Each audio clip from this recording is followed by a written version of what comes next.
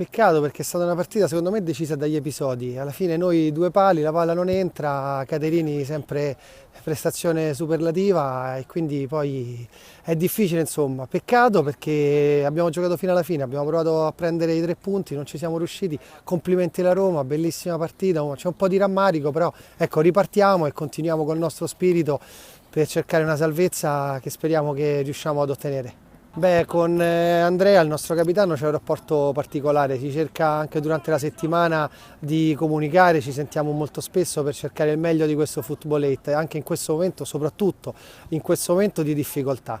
Lui è un leader, trascina la squadra, anche oggi abbiamo visto una prestazione importante sia in fase di offensiva che in fase difensiva, quindi complimenti a Eusebio, ma complimenti a tutta la squadra perché anche oggi ha lottato fino alla fine per cercare i 3 punti.